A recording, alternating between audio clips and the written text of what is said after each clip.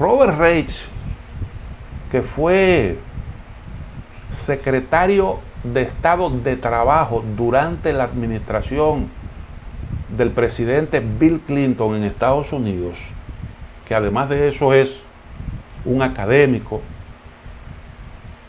escribe un interesante artículo publicado hace un par de días con el título "La Bidenómica supera a la Reaganómica y debería saberlo.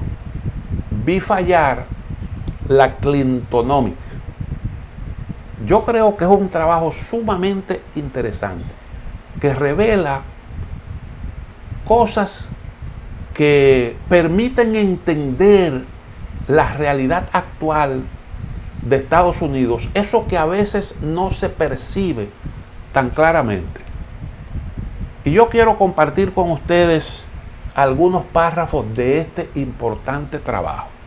Él comienza diciendo lo siguiente: hace un cuarto de siglo, otros miembros del gabinete de Bill Clinton y yo lo instamos a rechazar la propuesta republicana de poner fin al bienestar. Cuando habla del bienestar, se está refiriendo a las políticas sociales en los Estados Unidos, a las ayudas del gobierno. Era demasiado punitivo, dijimos, someter a los estadounidenses pobres a una pobreza profunda y duradera. Pero los asesores políticos de Clinton advirtieron que si no lo aceptaba, pondría en peligro su reelección. Fíjense, ahí hay un dato revelador. Al pesar la viabilidad de una política, al poner en la balanza el asunto, lo que más se ponderó fue no el impacto de la decisión que se iba a tomar, sino su conveniencia política y electoral. Y sigue diciendo: ese fue el fin del bienestar tal y como lo conocemos, como Clinton se jactó en su discurso sobre el Estado de la Unión ante el Congreso ese año. La era del gran gobierno ha terminado. Eso lo dijo, eso lo proclamó en ese entonces el presidente demócrata Bill Clinton. La era del gran gobierno ha terminado. O sea, la era del gobierno paternalista, del gobierno que asiste, del gobierno que da ayuda, eso terminó. Y ese es el gobernante progresista. Por eso es que yo, citando a una autora estadounidense, hablaba recientemente de los neoliberales progresistas estadounidenses. Y ahí encaja perfectamente Bill Clinton, que no solo fue el hombre que desmontó el estado del bienestar, que terminó con los programas sociales estadounidenses, como lo dice el que fuera su secretario de trabajo,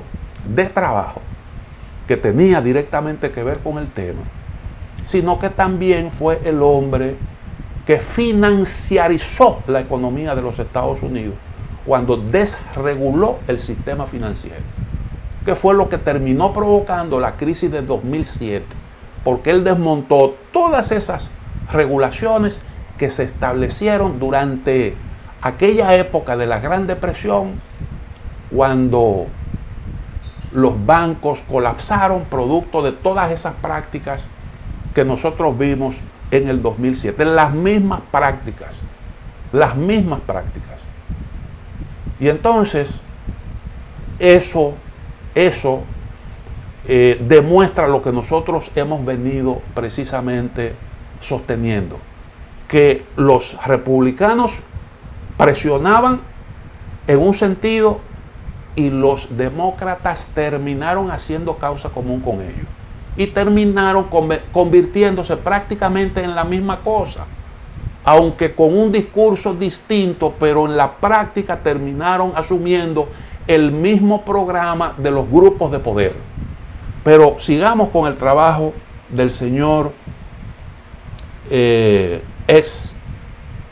señor Robert Reich, ex secretario de Trabajo del señor Clinton. Como senador, Biden apoyó las restricciones de asistencia social de Clinton en 1996. Lo que acabamos de decir, Biden también fue parte de aquello. Al igual que la mayoría de los estadounidenses. ¿Qué pasó entre entonces y ahora? Esto es importante. Lo que él dice aquí es importante. Durante años, los republicanos utilizaron la asistencia social para abrir una brecha entre la clase media trabajadora blanca y los pobres. Oigan bien, durante años los republicanos utilizaron la asistencia social para abrir una brecha entre la clase media trabajadora blanca y los pobres. Cuando se habla de los pobres, eso es casi sinónimo de afroamericano, porque los más pobres en Estados Unidos son los afroamericanos. Los blancos son la gente de clase media. Y entonces, ahí hay en esto un componente racista. Por eso es que yo digo que no es Donald Trump el primero que intenta eso. Ha habido ahí un sistema del que han sido parte los dos partidos del sistema, pero que el señor Donald Trump exacerbó hasta ponerlo todo en evidencia. Hasta ponerlo todo en evidencia. Ese es su gran pecado, que él llevó las cosas a los extremos. Pero ese recurso siempre se ha utilizado en los Estados Unidos. Y fíjense cómo dice Reich que lo utilizaban los republicanos de entonces. Pero interesante lo que viene a continuación. Ronald Reagan retrató a las madres negras del centro de la ciudad como gordas y estafadoras, refiriéndose repetidamente a una mujer de Chicago como la reina del bienestar. La reina del bienestar era, lo que se está haciendo referencia es al que colecta, al que recibe ayuda del gobierno. Y el que recibe ayuda del gobierno es el negro, pero que al mismo tiempo está gordo, está sano, puede trabajar, pero es un vago. Y entonces, lógicamente, el blanco que tiene su empleo fijo y de buena calidad, termina rechazando a esos que no quieren trabajar, pero que en realidad son mal remunerados, son los más afectados por el desempleo y por tanto son los que más colectan, los que más reciben ayuda del gobierno. Pero sigue diciendo el señor Reich lo siguiente: a partir de la década de 1970, las mujeres se habían incorporado al trabajo remunerado para apuntalar los ingresos familiares diezmados por la disminución de los empleos masculinos en las fábricas. Estas familias fueron particularmente susceptibles al mensaje republicano. ¿Por qué deberían ellos, y él lo pone entre comillas, la palabra ellos, ¿por qué deberían ellos recibir ayuda por no trabajar cuando nosotros, también entre comillas lo pone él, no recibimos ayuda y trabajamos? Es decir, ellos, los negros, nosotros, los blancos, ¿por qué ellos tienen que recibir ayuda y no trabajan y nosotros no recibimos ayuda y sí trabajamos? Entonces eso era un elemento que dividía a los trabajadores blancos de los trabajadores negros, y eso hacía políticamente rentable la eliminación de las ayudas. Entonces ese es un elemento también importante. Y sigue diciendo lo siguiente: cuando Clinton hizo campaña para la presidencia, poner fin al bienestar tal como lo conocíamos, él lo pone eso entre comillas, se había convertido en un talismán de los llamados nuevos demócratas. Nuevos demócratas, aquellos que propiciaron un cambio en las posturas, en la visión tradicional de los demócratas. Y por eso es que yo siempre he dicho que en el marco de este proceso de concentración de la riqueza, por razones de conveniencia, para apuntalarse en la preferencia del establishment económico de los Estados Unidos, ese giro se produce con o en la administración del presidente Clinton. Y a eso le llamaban los nuevos demócratas. Y entonces la política en Estados Unidos terminó pareciéndose, los dos partidos igualándose. Y eso definitivamente fue lo que terminó forzando a la gente a buscar una tercera opción, que con el tiempo resultó ser primero Barack Obama y después entonces Donald Trump. Bueno, sigue diciendo el señor Reich. Sin embargo, cuando llegó el COVID, una nueva realidad se hizo dolorosamente clara.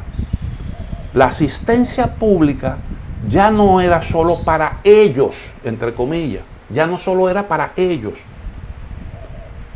Todos nosotros, también nosotros aquí entre comillas, lo necesitábamos. Es decir, no era ya solo una ayuda para los negros, sino también una ayuda para un montón de blancos que se lo estaba llevando quien lo trajo. O se lo está llevando quien lo trajo. Porque el COVID terminó afectando también al trabajador blanco. Pero antes del COVID-19, esa era una realidad que estaba ahí. Y por eso reitero, Donald Trump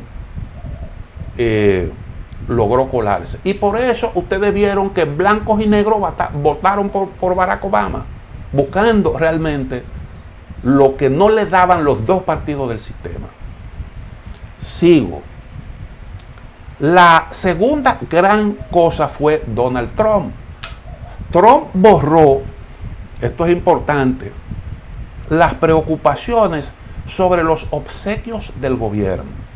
La ley Cares, que promulgó a fines de marzo de 2020, otorgó a la mayoría de los estadounidenses cheques de $1,200. Cuando esto resultó enormemente popular, exigió que la próxima ronda de cheques de estímulo fuera de $2,000. Es decir, eso que antes era impopular de estar repartiendo ayuda, ahora resulta que era sumamente popular. ¿Por qué? Porque la necesitaba todo el mundo, como ya dijo Reich. Y entonces eso convierte este asunto en algo políticamente rentable.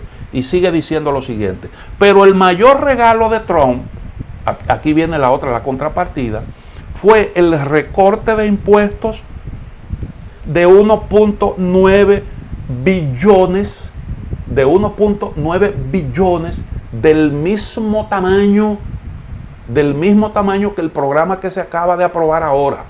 Fueron los recortes de impuestos para los más ricos.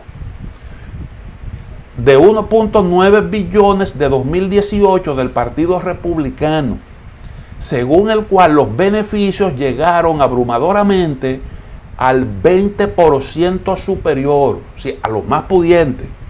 A pesar de las promesas de salario más alto para todos los demás, nada se filtró.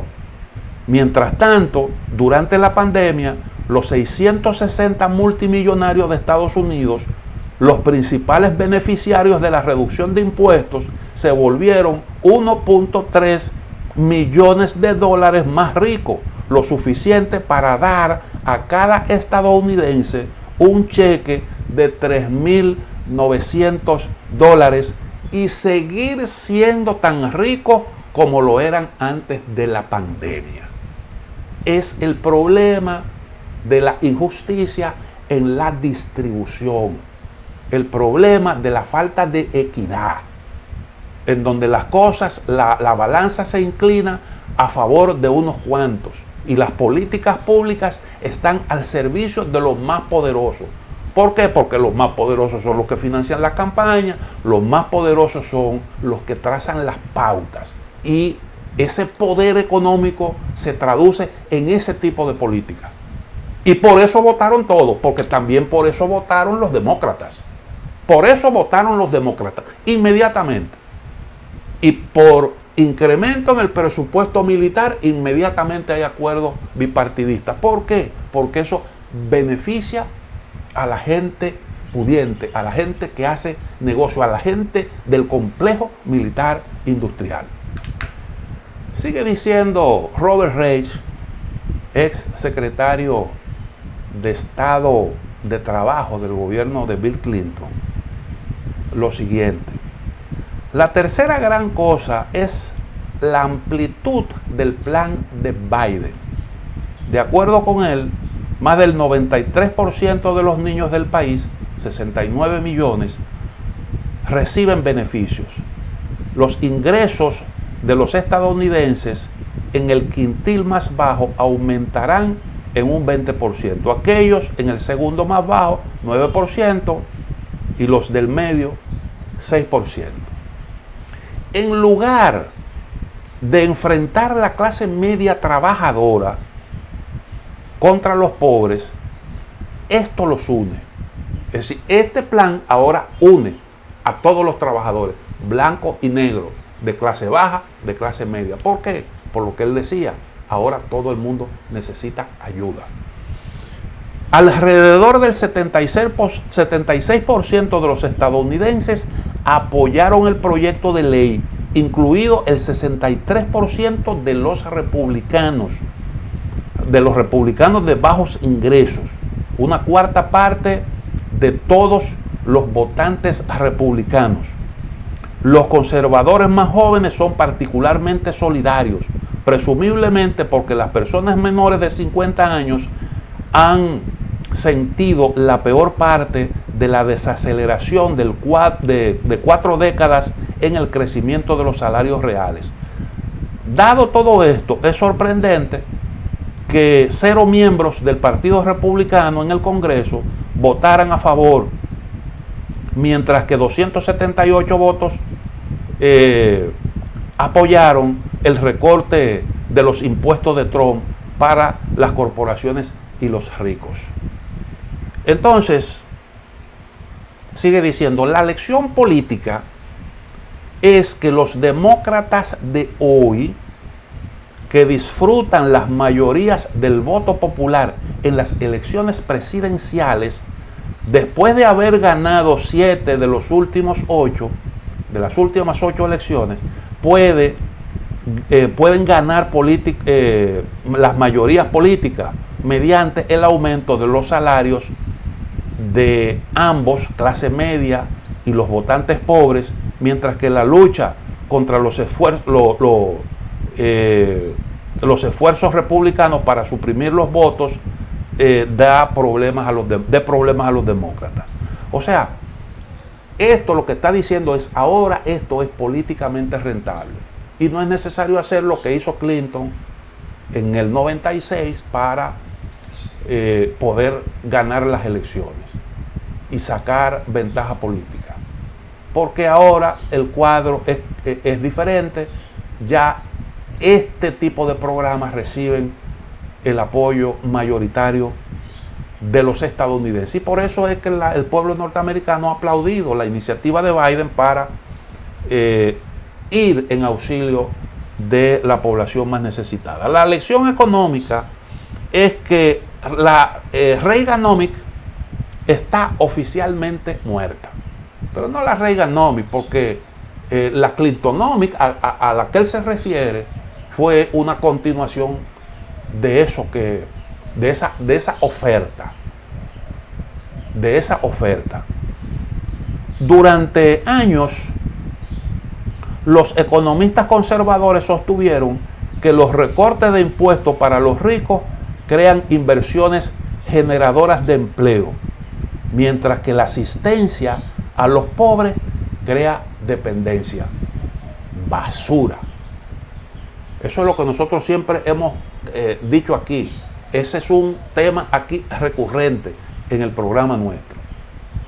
Con Stiglitz nosotros hemos dicho hasta el cansancio que la famosa teoría del derrame, ese derrame al que se le atribuye la virtud de producir, de generar riqueza, de generar empleo, o mejor dicho, el derrame producto de las políticas a favor de los que más tienen y que terminarían también arrastrando a los que menos tienen por la dinámica de generación de riqueza y más empleo. Eso nunca se ha producido. El derrame nunca se ha producido.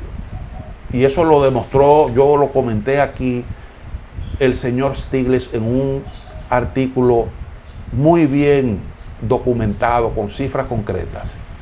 La Bidenomia es exageradamente lo contrario. Dé dinero en efectivo a los 2/3 inferiores y su poder adquisitivo impulsará el crecimiento de todos. Esto es mucho más plausible. Sabremos cuánto en los próximos meses. Yo creo realmente que lo que se ha decidido es lo correcto. Evidentemente que es lo correcto. Y desde que estalló la pandemia, que calculamos su efecto en la economía, nosotros dijimos que el Estado tenía que asumir su rol y que en circunstancias como esta había que hacer lo que decía Keynes, que a veces en tiempos difíciles, en tiempos de crisis, tú tenías que subir a un individuo en un árbol para que tumbara las hojas secas y contratar a otro abajo para que las recogiera, con el objetivo de usted producir una demanda, generar empleo, apoyar el consumo y por esa vía promover el crecimiento económico. Y esta línea, lo que se ha aprobado, va en esa dirección. Ya de hecho se ha podido comprobar el efecto que este tipo de políticas tiene en momentos de crisis. Cuando la crisis del 2007, nosotros dijimos, el camino que escogió Estados Unidos es el camino correcto. Hubo un programa, primer programa que se aprobó, 750.000 millones de dólares. Mientras que en el caso de Europa se inclinaron por la austeridad y citamos lo que ocurrió con Grecia, las medidas draconianas que le impuso la Troika, la famosa Troika, el Banco Central Europeo, la Comisión Europea y el Fondo Monetario Internacional, políticas draconianas que en definitiva retardaron el proceso de superación de la crisis. Estados Unidos tuvo un mejor resultado por la vía que siguió, por el camino que escogió, el camino del estímulo a la economía. Y yo creo que esto es lo correcto. Y esto va evidentemente que a impactar el crecimiento de la economía de los Estados Unidos. A mí de eso no me cabe la menor duda. Lo que yo creo es que esto no resuelve de raíz el problema de la distribución, pero vamos a ver cuál es el camino que escoge Biden. Ayer nosotros comentamos un trabajo de Bernie Sanders donde él proponía un rumbo. Hay que aguardar a ver cómo seguirá, cuáles medidas le seguirán al plan aprobado por la administración Biden. Finalmente, no quiero terminar el programa sin recordar. Yo leí un mensaje de una dirigente, de una funcionaria de Estados Unidos, del área de la salud, que a mí realmente me conmovió. Yo quiero leerle un par de párrafos de lo que ella dijo. De una noticia, dice, una alta funcionaria de la Casa Blanca emitió una terrible advertencia sobre el reciente aumento de los casos de coronavirus en los Estados Unidos. Y dijo en una sesión informativa el lunes, ahora mismo tengo miedo, entre comillas, ahora mismo tengo miedo. La doctora Rochelle Walensky, directora de los Centros para el Control y la Prevención de Enfermedades, CDC, por sus siglas en inglés, se desvió de los comentarios preparados para reflexionar sobre el sentimiento recurrente que tengo de una fatalidad inminente. Tenemos tanto que esperar, tanta promesa y potencial de donde estamos y tantas razones para la esperanza, pero ahora mismo tengo miedo, dijo con voz temblorosa. Hablo hoy no necesariamente como directora de los CDC, y no solo como su directora de los CDC, sino como esposa, como madre, hija, para pedirle que por favor esperen un poco más. Le está pidiendo cautela a la población con el tema del coronavirus. Ahora nosotros estamos en Semana Santa, todos los caminos conducen a la playa, a los ríos, a los centros de diversión, pero hay que saber una cosa, lo que estamos viendo en Chile, eso que está ocurriendo en buena parte de Estados Unidos, lo que está ocurriendo en parte de Europa, en Brasil, en donde hay una verdadera desgracia, lo que dice es que el coronavirus sigue siendo una amenaza y que uno no puede descuidarse con eso. Entonces, si usted se quiere divertir, hágalo, que eso es legítimo, pero tenga en cuenta que hay medidas de prevención que vale la pena adoptar para entonces no tener que lamentar. El mes que viene pudiera ser un mes de nuevas restricciones si incurrimos en los mismos excesos de la Navidad y el Año Nuevo. De manera que con ese espíritu es que nosotros tenemos que celebrar la Semana Santa y recordar que es una fiesta fundamentalmente de recogimiento, una fiesta religiosa. Nos vemos mañana si Dios lo permite.